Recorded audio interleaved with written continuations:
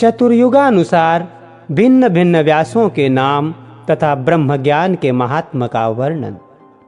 श्री मैत्रेय जी बोले, हे भगवान, आपके कथन से मैं ये जान गया कि किस प्रकार ये संपूर्ण जगत विष्णु रूप है, विष्णु में ही स्थित है, विष्णु से ही उत्पन्न हुआ है तथा विष्णु से अतिरिक्त और कुछ भी नहीं है। अब मैं ये सुनना चाहता हूं कि भगवान ने वेद व्यास रूप से युग युग में किस प्रकार वेदों का विभाग किया। हे महामुने, हे भगवान, जिस जिस युग में जो जो वेद व्यास हुए उनका तथा वेदों के संपूर्ण शाखा भेदों का आप मुझसे वर्णन कीजिए। श्री पराशर जी बोले, हे मैत्रेय, वेद रूप वृक्ष के सहस्रों शाखा भेद हैं, उनका विस्तार से वर्णन करने में तो कोई भी समर्थ नहीं है, अतः संक्षेप से सुनो। हे महामुने, प्रत्येक द्वापर युग में भगवान विष्णु व्यास रूप से अवतीर्ण होते हैं और संसार के कल्याण के लिए एक वेद के अनेक भेद कर देते हैं। मनुष्यों के बल, वीर्य और तेज को अल्प जानकर वे समस्त प्राणियों के हित के लिए वेदों का विभाग करते हैं। जिस शरीर के द्वारा वे प्रभु एक वेद के अनेक विभाग करते हैं, भगवान मधुसूदन की उस मूर्ति का नाम वेद व्यास है। हे मुने, जिस जिस मनवंतर में जो जो व्यास होते हैं और वे जिस जिस प्रकार शाखाओं का विभाग करते हैं, वो मुझसे सुनो। इस व्यवस्था मनवंतर के प्रत्येक द्वापर युग में व्यास महर्षियों ने अब तक पुनः पुनः 28 बार वेदों के विभाग किए हैं। हे साधु श्रेष्ठ, जिन्होंने पुनः पुनः द्वापर युग में वेदों के 4-4 विभाग किए हैं, उन 28 व्यासों का विवरण सुनो। पहले द्वापर में स्वयं भगवान ब्रह्मा जी ने वेदों का विभाग किया था। दूसरे द्वापर के वेद व्यास प्रजापति हुए। तीसरे द्वापर में शुक्राचार्य जी और चौथे में बृहस्पति जी व्यास हुए तथा 5वें में सूर्य और 6ठे में भगवान मृत्यु व्यास कहलाए।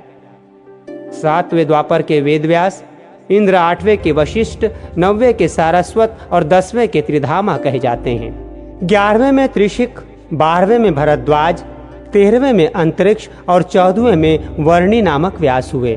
15वें में त्रयारुण, 16वें में धनंजय, 17वें में कृतुजन्य और तदनंतर 18वें में जय नामक व्यास हुए। फिर 19वें व्यास भरद्वाज हुए। भरद्वाज के पीछे गौतम हुए और गौतम के पीछे जो व्यास हुए वे हरियात्मा कहे जाते हैं। हरियात्मा के अनंतर वाजश्रवा मुनि व्यास हुए तथा उनके पश्चात सोम शुष्क वंशी तृणबिंदु 23वें वेद व्यास कहलाए। उनके पीछे भृगुवंशी रक्ष व्यास हुए जो वाल्मीकि कहलाए। तदनंतर हमारे पिता शक्ति हुए और फिर मैं हुआ। मेरे अनंतर जातुकर्ण व्यास हुए और फिर कृष्ण द्वैपायन। इस प्रकार ये 28 व्यास प्राचीन हैं। इन्होंने द्वापरादि युगों में एक ही वेद के 4-4 विभाग किए हैं। हे मुने, मेरे पुत्र कृष्ण द्वैपायन के अनंतर आगामी द्वापर युग में द्रोण पुत्र अश्वस्थामा वेद व्यास होंगे। ओम, यह अविनाशी एकाक्षर ही ब्रह्म है। यह वृहत और व्यापक है, इसलिए ब्रह्म कहलाता है।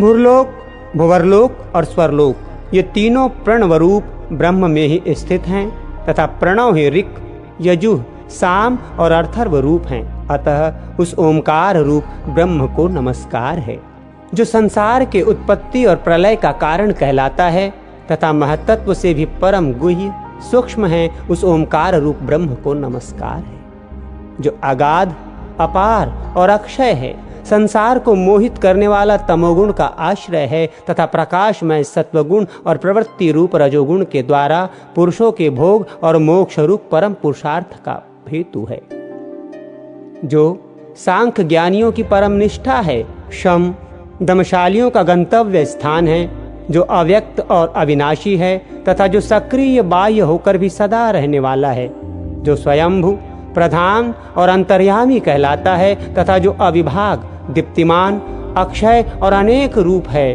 और जो परमात्मा स्वरूप भगवान वासुदेव का ही रूप प्रतीक है।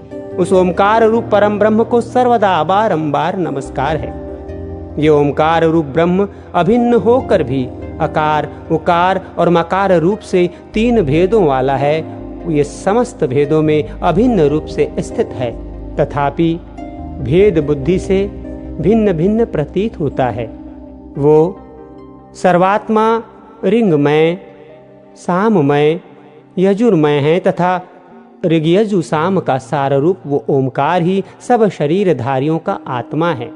वो वेदमय है, वही ऋग्वेदादि रूप से भिन्न हो जाता है और वही अपने भेद रूप को नाना शाखाओं में विभक्त करता है तथा वो असंग भगवान ही समस्त शाखाओं का रचयिता और उनका ज्ञान स्वरूप है।